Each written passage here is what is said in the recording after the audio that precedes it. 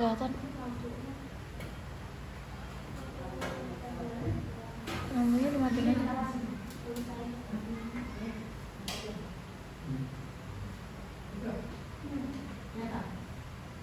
Bismillahirrahmanirrahim. Assalamualaikum warahmatullahi wabarakatuh. Segala puji hanya milik Allah yang telah memberikan nikmat iman, nikmat sehat kepada kita semua. Alhamdulillah, Bapak Ibu, terima kasih sudah hadir dan bersedia untuk bersama-sama pengibasan saya hari ini. Kegiatan hari ini akan diawali dengan membaca doa yang dilakukan oleh Bu Yana. Kepada Bu Yana dipersilakan.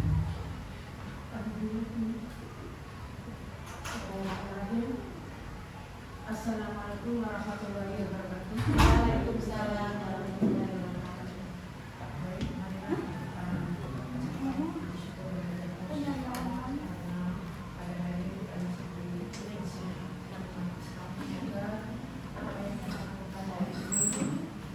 Amal ibadah kita semuanya, amin. Untuk itu marilah kita awali dengan doa doa. Semoga ilmu-ilmu yang akan disampaikan oleh Ibu Yuni sebagai guru penggerak, calon guru penggerak, mudah-mudahan nanti yang lain bisa menular. Amin ya rabbal alamin. Ala hadiyah wa ala kulli natin sholihah summa ila hadrin nabi al-fatihah. A'udzu billahi minasyaitonir rajim. Bismillahirrahmanirrahim.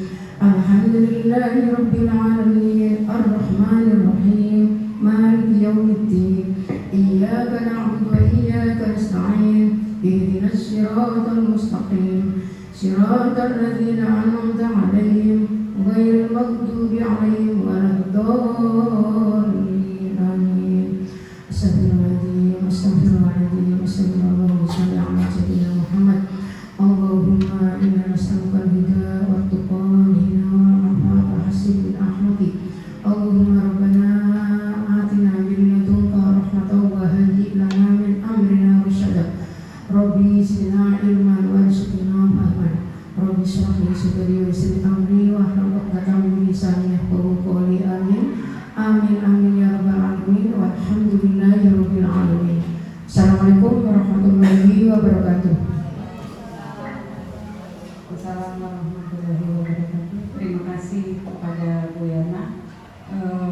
Mungkin langsung aja Bapak Ibu, izin saya akan mempresentasikan di sini mengenai budaya positif.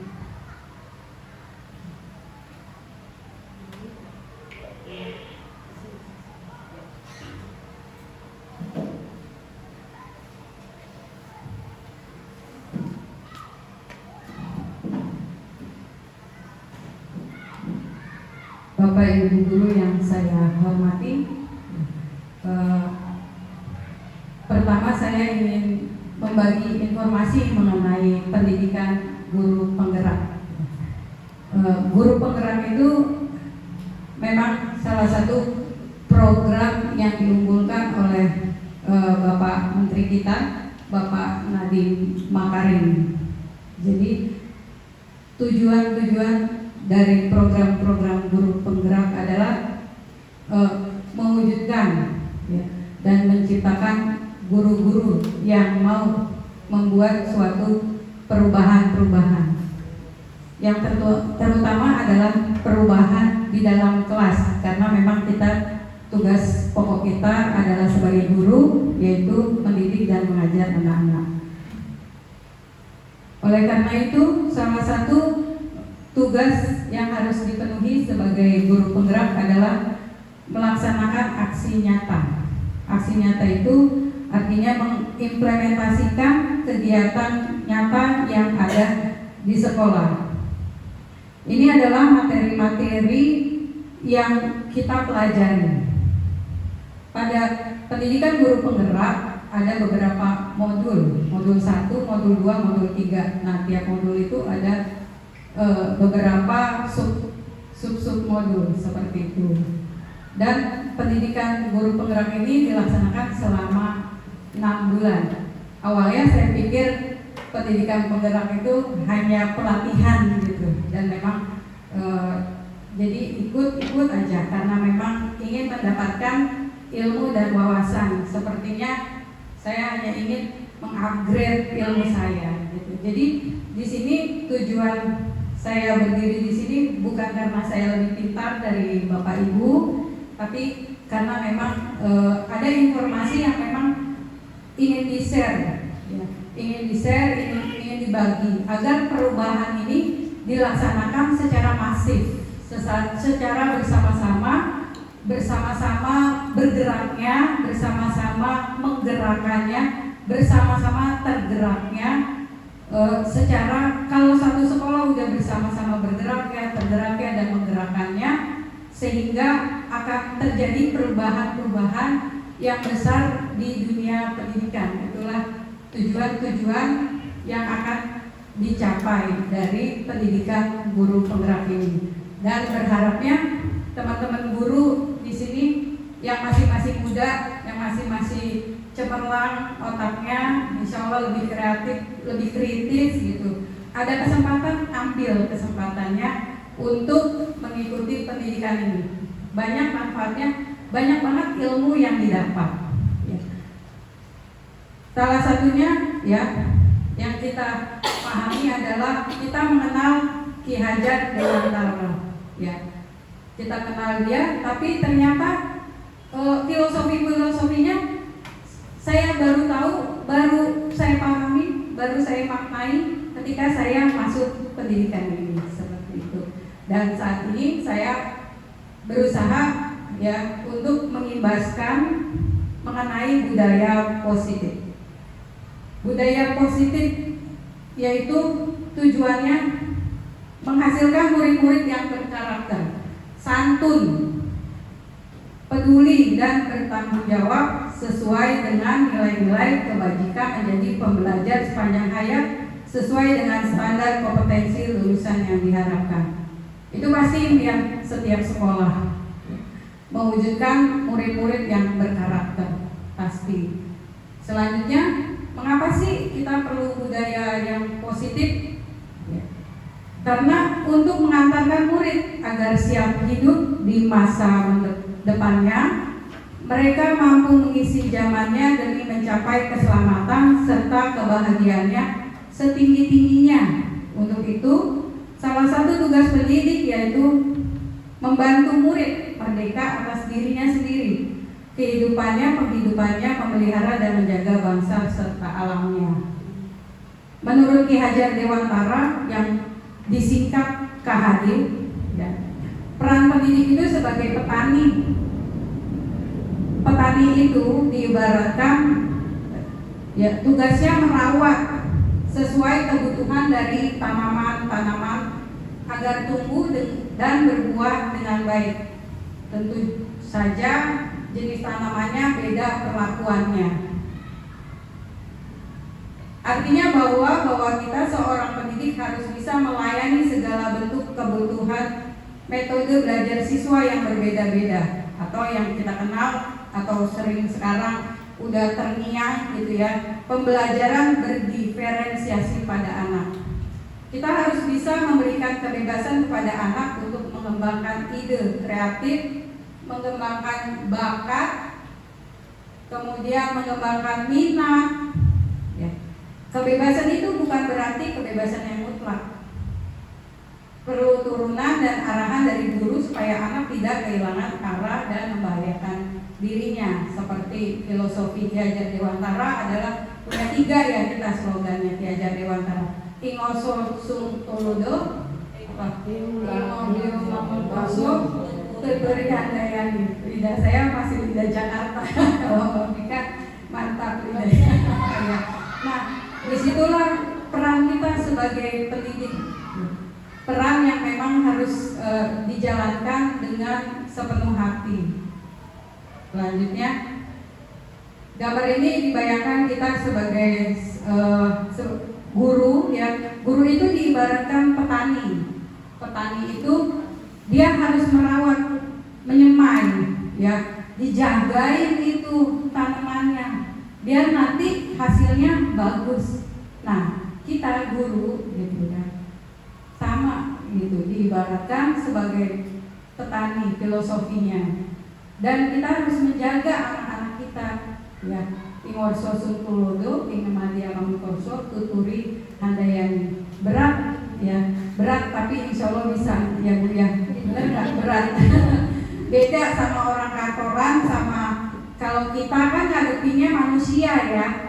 Kita ngadepinnya manusia, kita jaga, kita rawat gitu ya, manusia. Tapi kalau benda mati kan udah biarin aja gitu, dijaganya ya dinurut gitu, kan apa-ngapain. Kalau anak-anak dijaga masih ngeyel seperti itu.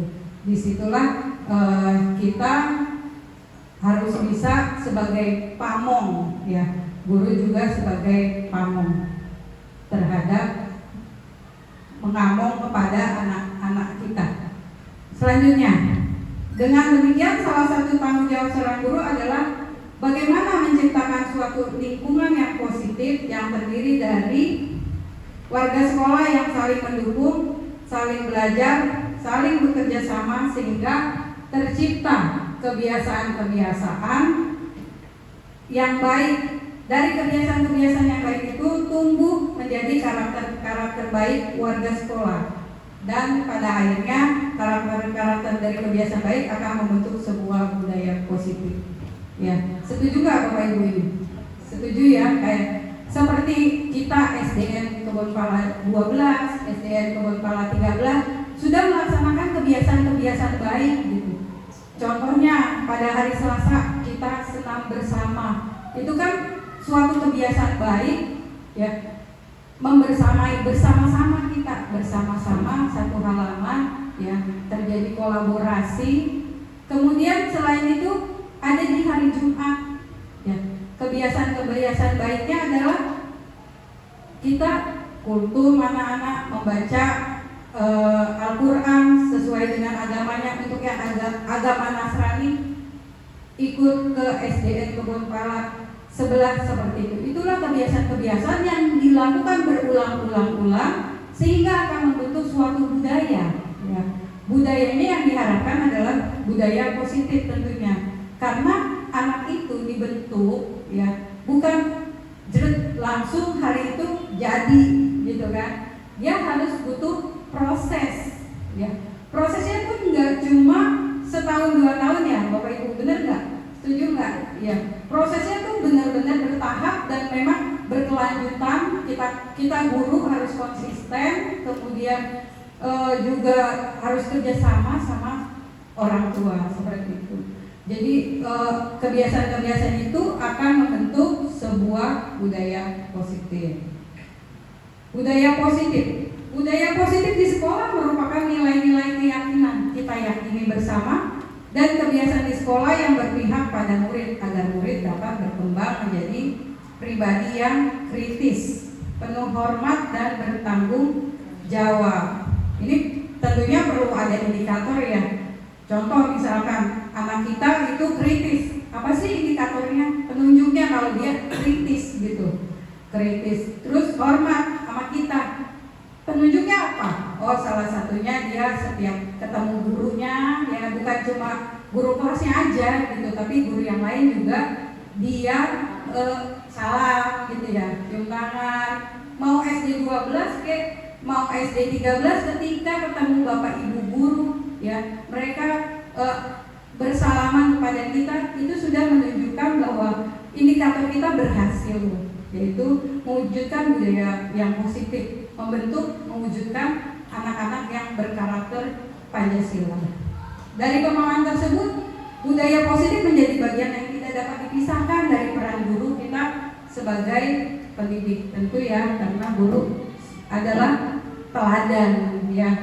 Ibaratnya kalau bahasa artinya guru tuh semua dicontoh lah sama anak, sampai pakaiannya pun dihafal, apalagi yang ngajar kelas 1-2, bener nggak Bu? Ya, pasti anak muridnya hafal tuh. Hari ini bu guru kok pakai bajunya itu lagi sama kayak hari kemarin, ya enggak gitu. Seperti itu. Jadi anak memang mencontoh kita, melihat kita gitu. Kita tuh model ya, seperti itu.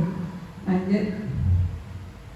Nilai-nilai keyakinan dan kebiasaan di sekolah yang berpihak pada murid dapat dikembangkan dengan kebiasaan sehari-hari yang sudah dibuat. Nah, ini berpihak pada murid. Ya.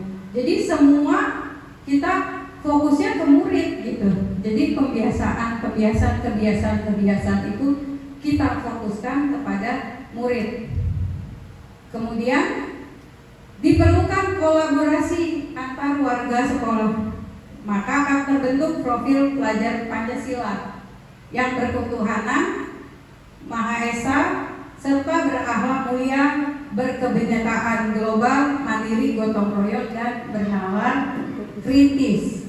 Ya, jadi di sini tentu harus ada kolaborasi kita, guru dengan guru, guru dengan kepala sekolah, guru dengan komite, ya, guru dengan lingkungan sekolah, kemudian guru dengan sekolah yang berdekatan dengan kita saling berkolaborasi. Itulah terbentuknya budaya yang positif, harapan kita ya.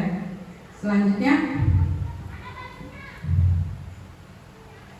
salah satu tanggung jawab seorang guru adalah bagaimana menciptakan suatu lingkungan positif yang terdiri dari warga sekolah yang saling mendukung, saling belajar, saling bekerja sama, sehingga tercipta kebiasaan-kebiasaan baik. Dari kebiasaan baik akan tumbuh menjadi karakter-karakter baik warga sekolah, dan pada akhirnya karakter-karakter tersebut ya akan menjadi membentuk suatu budaya positif. Ya, tentunya perlu kerjasama. Sampai kita punya slogan pasti ya. Pasti setiap sekolah punya slogan. Kalau SD kita punya slogan, bersama kita kompak meraih prestasi, kompak kolaborasi. Ya tentu kompaknya bukan cuma di mulut aja. Ya tentunya kompaknya harus benar-benar seperti itu. Selanjutnya, Ki Hajar Dewantoro menyatakan untuk mencapai kemerdekaan atau dalam konteks pendidikan kita saat ini untuk menciptakan murid yang merdeka, syarat utamanya adalah harus ada disiplin yang kuat. Disiplin yang dimaksud adalah disiplin diri yang memiliki motivasi internal. Ini motivasi internal yang kita tahu saat ini ada motivasi internal dalam diri dan motivasi eksternal. Ya, mungkin selama ini yang kita buat adalah motivasi eksternal. Anak masih harus ada bukti baru takut gitu. Jadi nah itu artinya motivasinya eksternal seperti itu. Jadi bagaimana kita menciptakan motivasi yang internal, itu yang PR banget ya buat kita. Disiplin diri juga mempelajari bagaimana cara mengontrol diri dan bagaimana cara menguasai diri untuk memilih tindakan yang mengacu pada nilai-nilai yang kita hargai. Tujuan kita adalah menciptakan anak-anak yang memiliki disiplin diri sehingga mereka bisa, satu, berperilaku dengan mengacu pada nilai-nilai kebajikan universal. Yang kedua, memiliki motivasi intrinsik, yaitu motivasi dalam diri, bukan motivasi ekstrinsik, bukan. Mengapa kita melakukan segala sesuatu? Yang tiga motivasi perilaku manusia. Satu, menurut Diana Gosen dalam bukunya, ya, untuk menghindari hukuman atau ketidaknyamanan. Jadi motivasi perilaku manusia adalah salah satunya karena nggak mau dihukum, gitu ya. Nah, seperti murid kita, ya Bapak Ibu, benar nggak? Murid kita mengerjakan tugas, anak kita mengerjakan tugas, biar nggak dihukum sama Bapak Ibu guru. Nah, itu biar nggak di hukumnya namanya adalah motivasi eksternal gitu. Nah, yang kita harapkan, yang akan kita gali ya adalah bagaimana menciptakan motivasi internal. Yang kedua, untuk mendapatkan imbalan atau penghargaan dari orang lain. Mungkin kita sering ya Bapak Ibu ya gini. Anak-anak nanti yang dapat nilai 100, Bapak Ibu guru kasih hadiah. Seperti itu. Itu adalah motivasi eksternal. Tapi yang kita harapkan adalah motivasi internal. Bagaimana nih menciptakan motivasi internal? Jadi anak tanggung jawab, dapat nilai bagus ya karena emang kita harus dapat nilai bagus gitu. Emang kita mau usaha gitu ya. Seperti itu ya.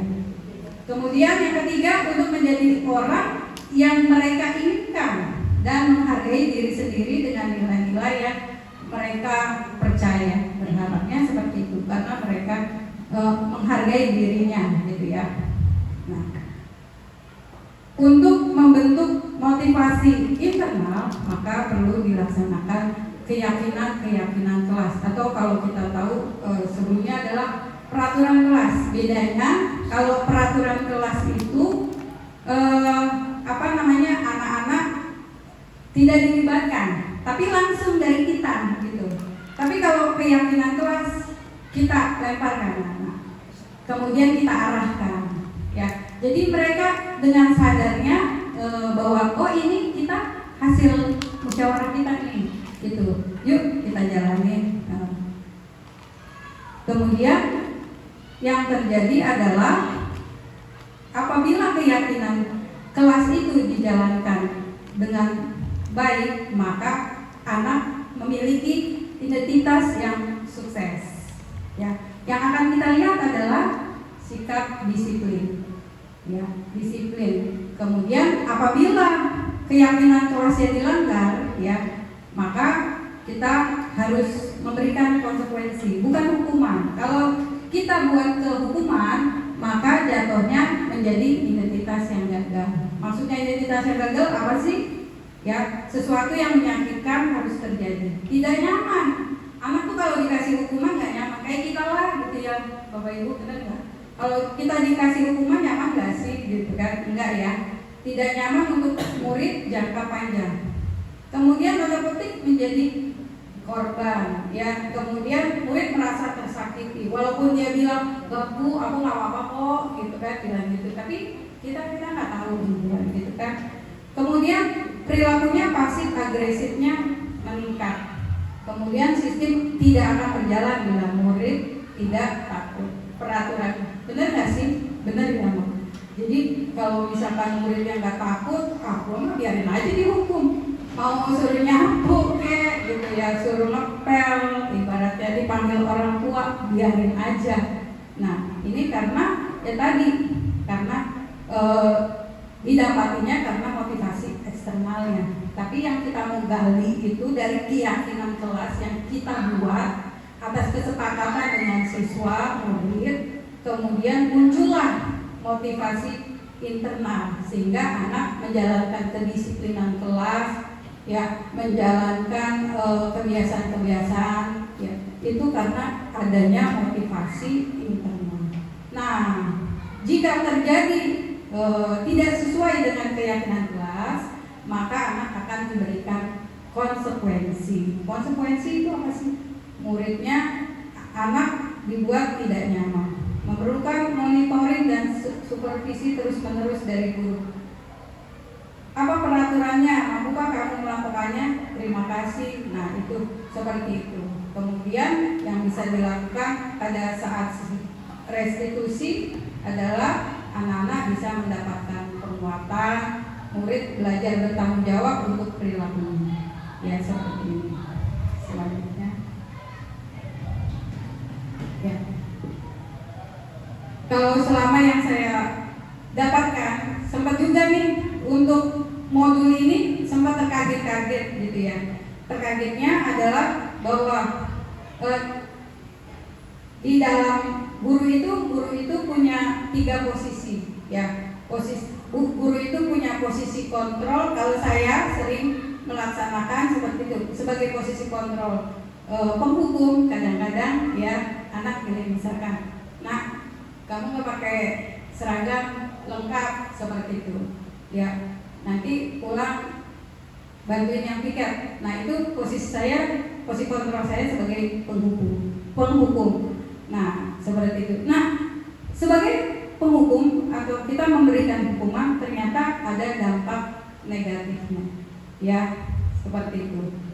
Kemudian modenya atau dampak bagi anaknya, jadi mendorong anak untuk iya salah saya menyalahkan diri seperti itu, ya. Konsep dirinya juga menjadi buruk dan anak belajar menyembunyikan kesalahan agar aman dari hukuman seperti itu, ya.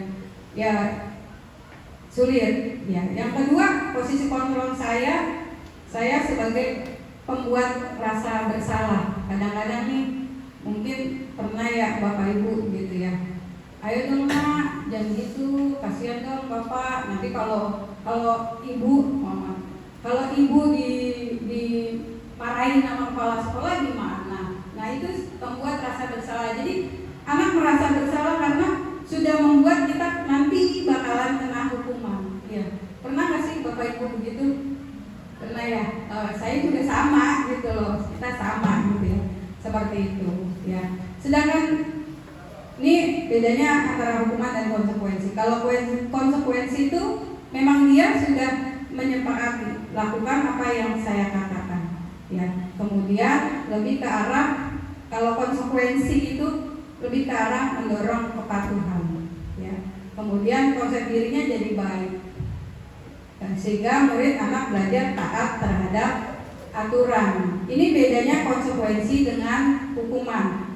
Jadi sekarang arah perubahan paradigma atau pola berpikir kita guru dibawa ke arah konsekuensi. Jadi berusaha untuk meninggalkan hukuman. Jadi dalam pendidikan guru penggerak ini kita sedang disosialisasikan untuk melaksanakan konsekuensi. Kemudian jika anak melakukan kesalahan, maka kita lakukan yang namanya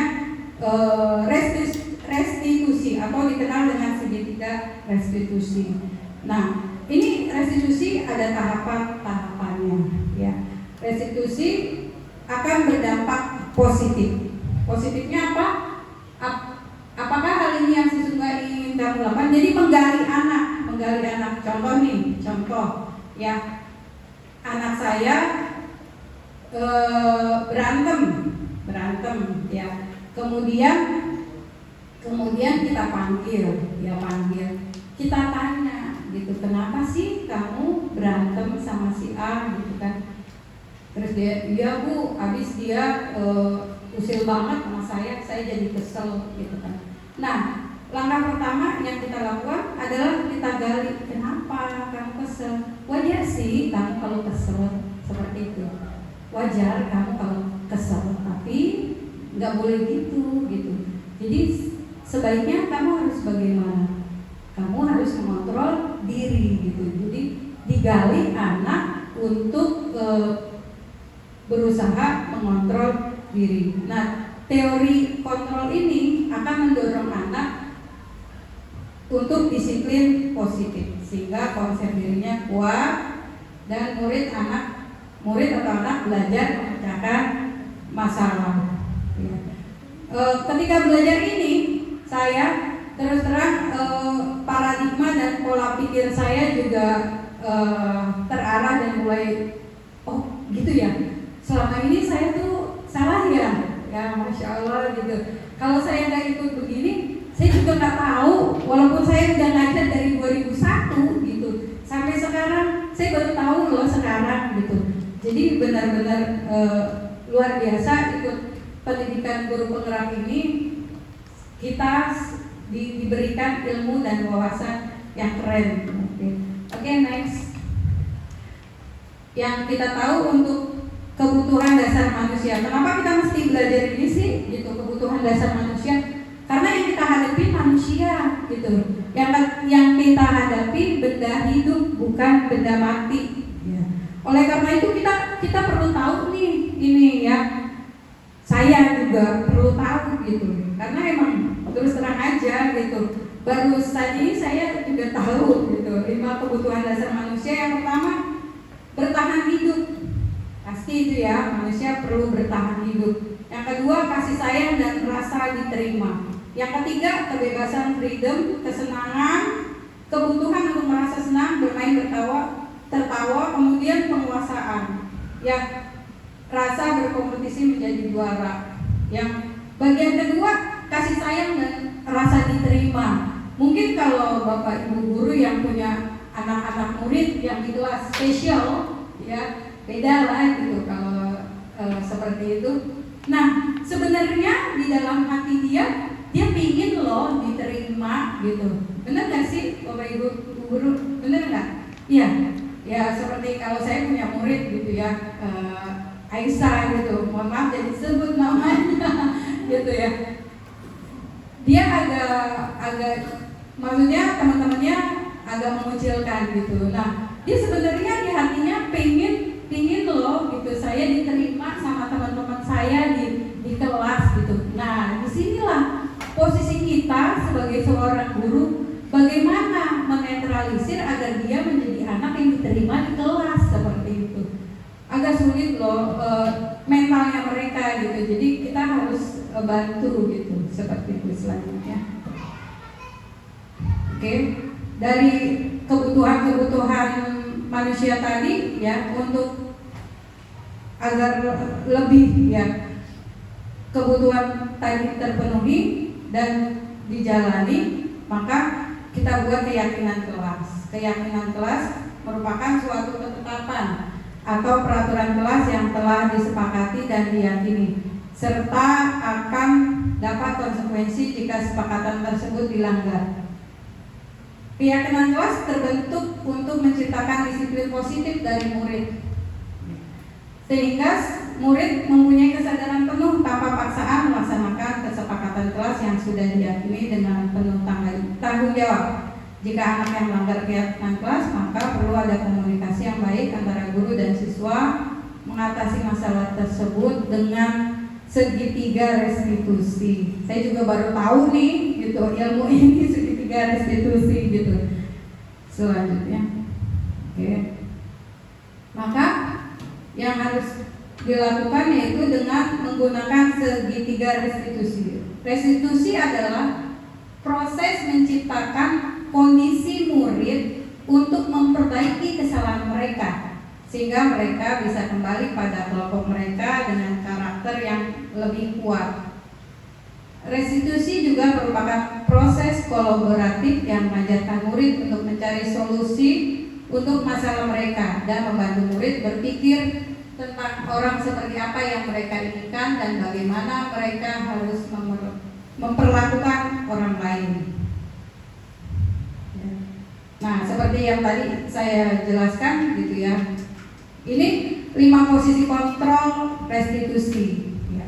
Dari William Glaser Gosen berkesimpulan ada 5 posisi kontrol yang diterapkan seorang guru, orang tua ataupun atasan. Ternyata ilmu ini bukan cuma buat guru gitu, tapi orang tua juga perlu, karena tadi pendidikan bukan hanya dari guru, bukan hanya dari sekolah, tapi butuh dari rumah, karena yang persentasenya lebih banyak dari rumah.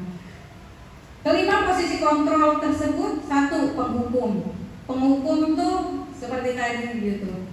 Anak-anak, kalau misalkan anak-anak datang terlambat, nanti ibu guru jemur ya. Oh, zaman-zaman saya baru-baru ngajar ya, ini begini gitu. Dan terkadang juga sama, saya juga melakukannya seperti itu. Anak-anak nanti kalau datang terlambat, nanti itu ya bantuin ngepel temannya gitu, seperti itu. Ternyata dari materi ini yang saya pelajari, sebaiknya tidak seperti itu. Posisi guru tidak diposisikan sebagai penghukum gitu, seperti itu. Yang kedua, jadi posisi kita di mana? Kita kita lihat ya. Yang kedua, membuat orang merasa bersalah seperti ini ya. Tadi saya contohkan gitu ya, anak gak ngerjain tugas mulu gitu ya. Nah, kok gak ngerjain tugas mulu sih gitu? Kamu gak kasihan sama ayah ibu kamu misalkan?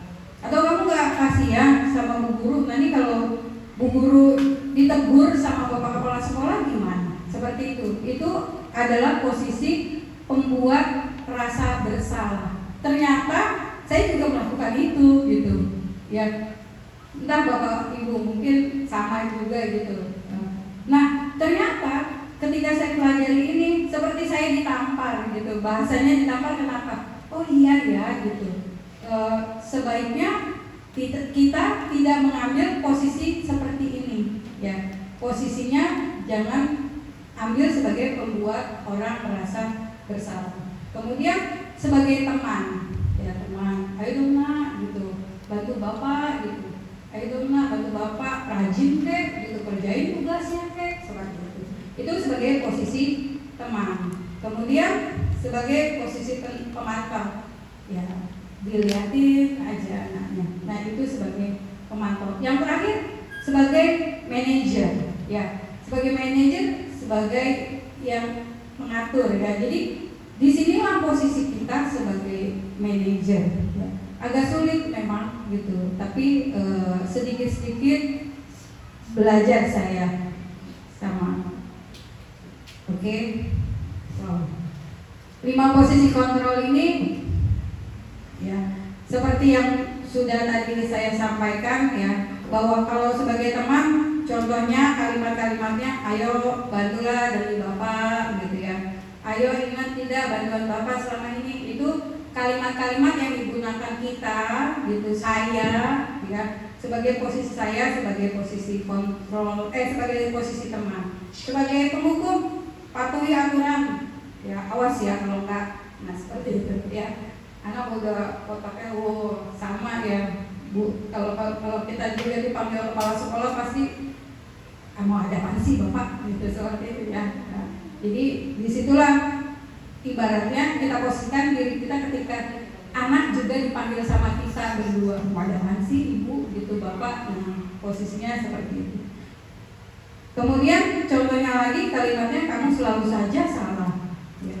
Selalu, pasti selalu yang terakhir selesai ya. Kemudian pemberi rasa bersalah, ibu sangat kecewa sekali dengan kamu. Aduh anak jadi kayaknya gimana, gue yang paling saya yang paling salah gitu ya. Berapa kali bapak harus memberitahu kamu ya gitu, kayaknya kesel banget bapak gurunya. Gimana coba kalau orang tua kamu tahu kamu berdua gini, kayaknya tuh anak jadi merasa gimana gitu ya, down, ya Allah kok saya begini ya gitu, aduh saya gak berguna banget, aduh saya salah mulu gitu, seperti itu.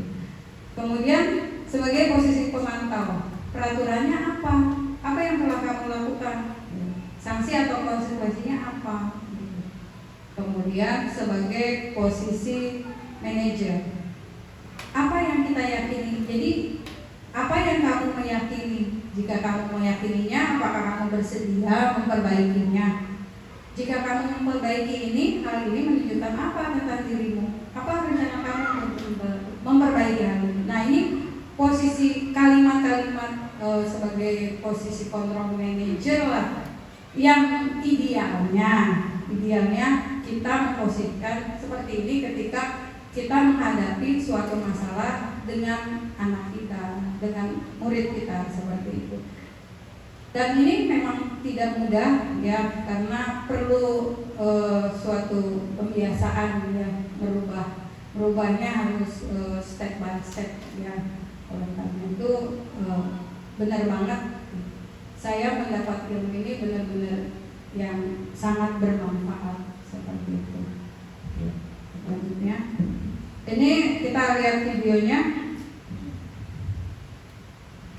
Ini praktek segitiga restitusi. Kedengaran nggak Bapak Ibu? Belum ya?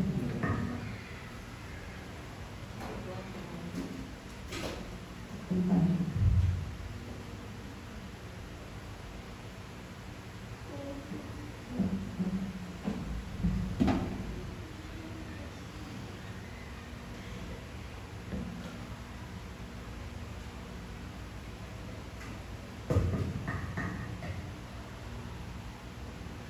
Nggak ada suaranya ya.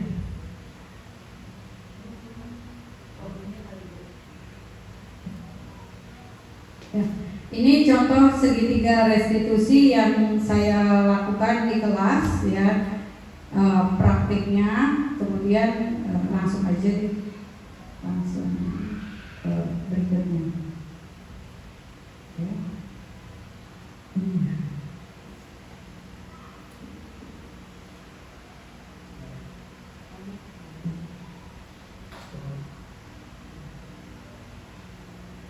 Ya.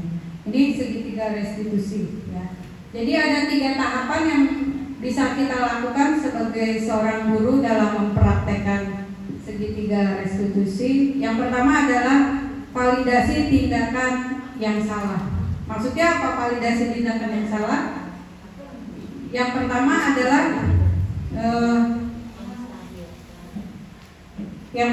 adalah kamu tentu punya alasan mengapa melakukan itu. Jadi anak digali dulu gitu ya. Maksudnya bukan nggak apa-apa kamu salah, nggak gitu juga gitu. Tapi maksudnya ya namanya manusia kadang khilaf gitu ya. Jadi bukan berarti mentolerir juga dia melakukan kesalahan, enggak gitu. Tapi maksudnya adalah iya Bapak Ibu guru tuh paham situasi dan kondisi kamu gitu. Tapi ketika menghadapi masalah itu, bagaimana kamu harus mengontrol diri kamu. Jadi yang pertama langkahnya adalah validasi tindakan yang salah tadi. Ya, kalimatnya adalah Bapak Ibu guru paham ya, kalau posisinya kamu seperti itu pasti kamu kesel seperti itu. Ya. Kemudian ya. Kedua adalah menstabilkan identitas ya. Menstabilkan identitas. Tidak ada manusia yang sempurna ya. Itu kalimatnya. Tidak ada manusia yang sempurna ya. Kamu bukan satu-satunya yang pernah melakukan ini. Jadi untuk agar anak tidak jatuhnya ke identitas yang gagal. Maksudnya identitas gagal apa?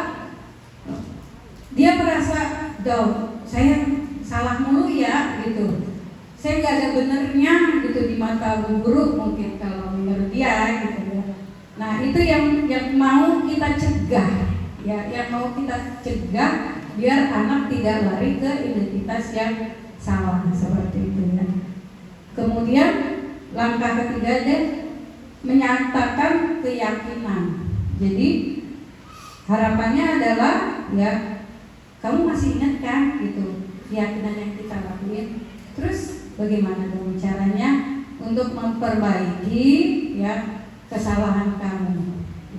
Misalkan anak tadi bertengkar ya, berantem ya, yang minta maaf Bu gitu.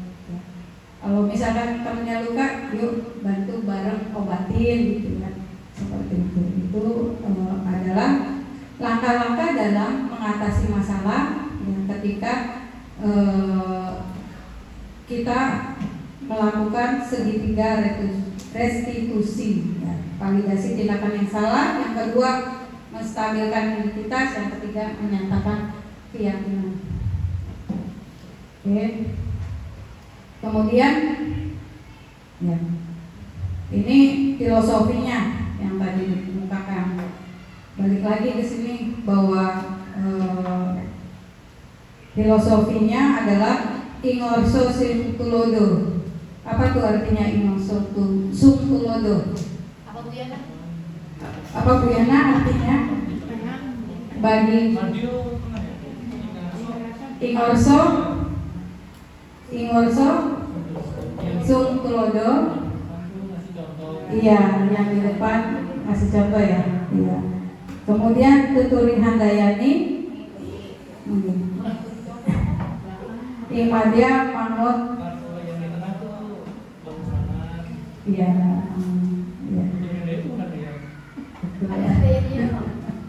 Ada buhan Sri Handayani. Oke. Jadi disitulah posisi kita, di depan, di tengah, dan di belakang. Ya. Di depan kasih contoh. Yang di tengah ya bimbing. Yang di belakang mendorong, bukan didorong biar jatuh. Tapi memang posisinya bahwa semua kita saat ini berpusat pada murid, pada siswa. Jadi mendorong, misalnya anak itu dia takut bang atau demam panggung gitu ya. Nah posisi kita di posisi mana sebaiknya?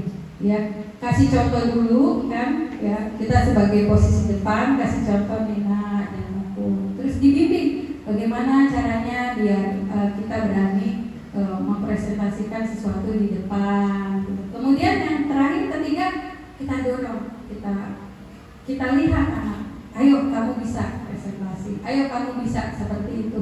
Itu adalah proses yang memang kita lakukan biasa di kelas gitu ya. Ternyata filosofi ini sudah ada dari zaman dulu gitu ya. Tapi kita baru ngeh gitu, bahwa filosofi ini ya sudah kita laksanakan. Betul nggak Bapak Ibu? Kita udah laksanain ya gitu. Kita udah laksanain seperti itu. Filosofi yang dikemukakan oleh Ki Hajar Dewantara. Ya. Alhamdulillah ya. Pantun dulu. Udah pada ngantuk. Ke pasar embrio beli ikan. Ikan digoreng, nasinya nasi intip. Terima kasih saya ucapkan pada guru keren berbudaya positif. Terima kasih Bapak Ibu. Mungkin dibuka termen kedua, diskusi ya, diskusi Bapak Ibu ya. Mungkin sharing aja, sharing ya. Saya di sini bukan pembicara gitu kan. Saya juga bukan narasumber atau instruktur, tetapi di sini saya hanya menyampaikan informasi yang memang perlu disampaikan.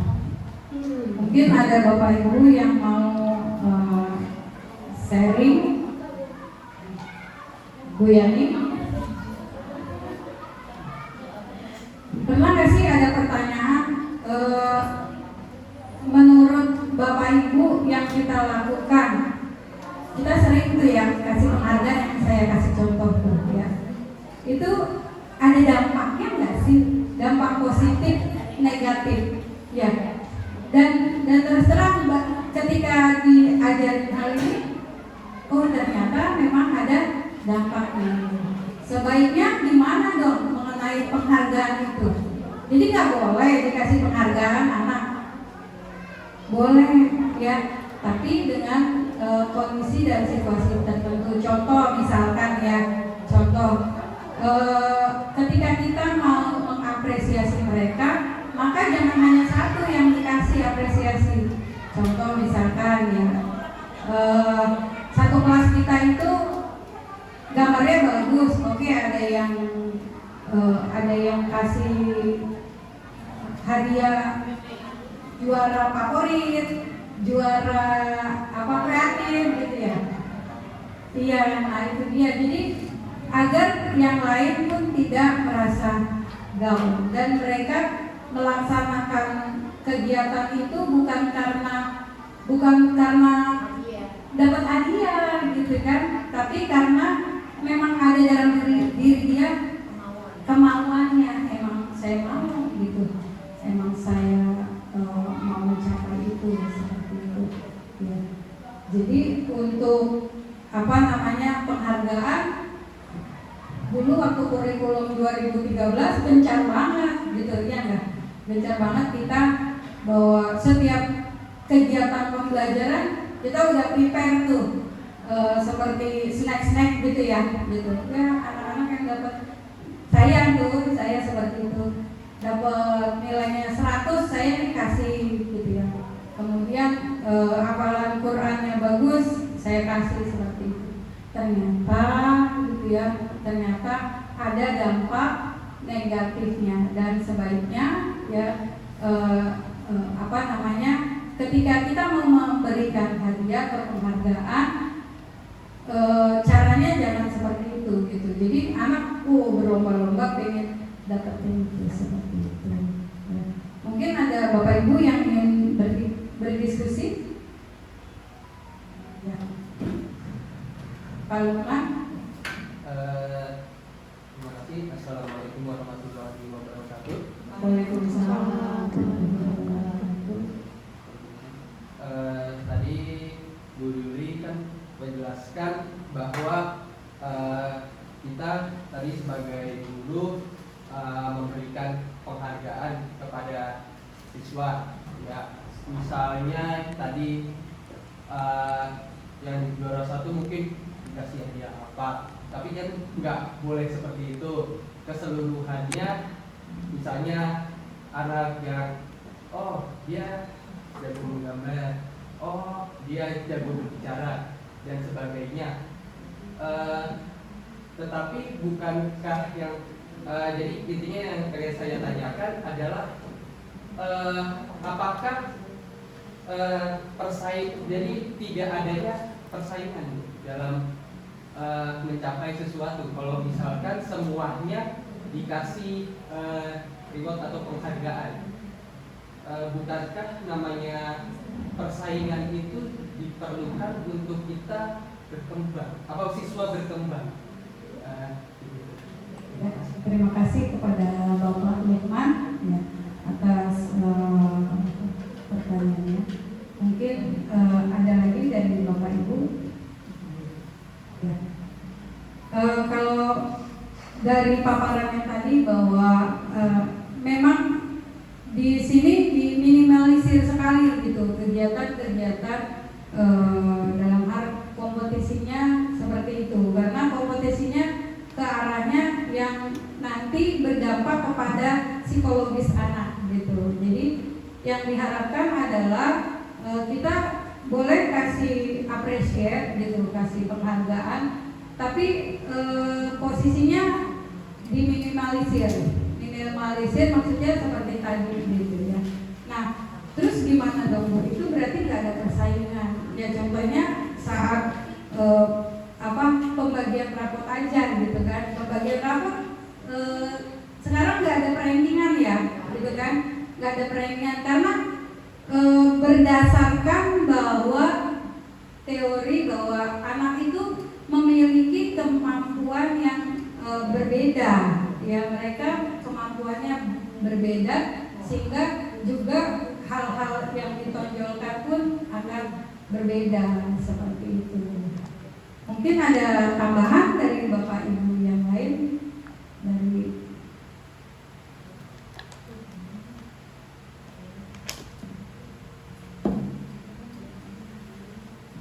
ya. Kalau gitu cukup Pak Lukman. Cukup, terima kasih atas jawabannya. Ya, terima kasih Pak Lukman. Mungkin sesi saat ini saya cukupkan saja. Terima kasih kepada Bapak Ibu semua yang telah hadir, dan mudah-mudahan apa yang sudah saya jelaskan gitu ya bermanfaat bagi saya, bermanfaat bagi Bapak Ibu, dan bermanfaat bagi sekolah kita semua ya. Sebagai kesimpulan dari refleksi kegiatan hari ini bahwa yang pertama, budaya positif. Budaya positif itu dibentuk dari kebiasaan-kebiasaan positif yang dilakukan secara kolaboratif. Kemudian yang kedua, posisi kita sebagai seorang guru diharapkan pada posisi ideal, yaitu posisi manajer. Ya. Yang ketiga, tentu untuk merubah paradigma atau pola pikir kita, ya, dari yang lama menjadi perubahan yang baru itu tidak mudah, sehingga di sini dibutuhkan kemauan yang keras atau motivasi intrinsik dari kita semua. Kemudian selanjutnya yang keempat adalah bahwa kita sekarang berusaha menggunakan keyakinan kelas di kelas kita, ya. Jadi meminimalisir hal-hal yang di luar keinginan, di luar aturan-aturan tadi, ya. Jadi tidak mengarah kepada hal-hal yang menjadi identitas yang gagal. Jadi diharapkan dengan keyakinan kelas akan terbentuk siswa yang memiliki identitas yang sukses seperti itu. Yang terakhir adalah kita belajar dari pemecahan masalah murid-murid kita dengan menggunakan segitiga restitusi, yaitu langkah pertama validasi masalah, kemudian menstabilkan identitas, kemudian menanyakan keyakinan. 3 hal itu gitu yang harus mulai kita biasakan gitu. Karena kenapa? Ya itu tadi seorang guru membentuk karakter, seorang guru membentuk generasi yang 10 tahun ke depan akan menggantikan kita. Bisa jadi mereka sebagai presiden nanti, bisa jadi mereka sebagai diplomat, ya. Itu kita hasil dari karya kita bersama, gitu ya. Dari guru-guru SD, guru-guru SMP, SMA dan seterusnya. Dan yang paling besar perannya kita, menurut saya, gitu ya. Guru SD, ya, iya, benar-benar saya mengajar di jenjang STM, SMA, SEMEA, terus SMP, dan terakhir saya SD. Dan memang luar biasa ketika saya mengajar STM, SMA, SMP, ya caranya beda. Ketika saya mengajar SD, benar-benar kita mengajarnya itu seperti kita ngomong anak kita, gitu ya. Mungkin kalau guru kelas 1 sudah biasa ya, kelas 1, kelas 2, subhanallah itu amalannya keren banget ya. Ya seperti itu yang terakhir. Ya mungkin kesimpulannya itu saja. Terima kasih. Saya tutup dengan membaca hamdalah. Alhamdulillahirabbil alamin. Assalamualaikum warahmatullahi wabarakatuh.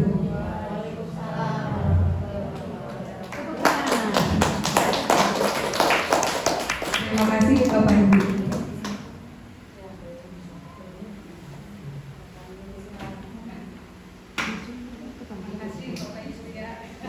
Bu Yuli langsung tutup aja, baca doa. Baca doa. Itu akhir pertemuan. Subhanakallahumma. Karena tinggal 10 menit lagi, ya kita langsung berdoa.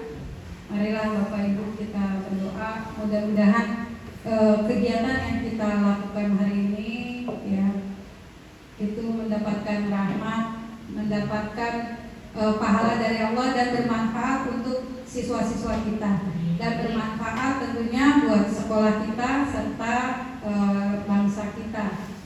Kita membaca surat Al-Fatihah dan membaca surat Wal-Asr.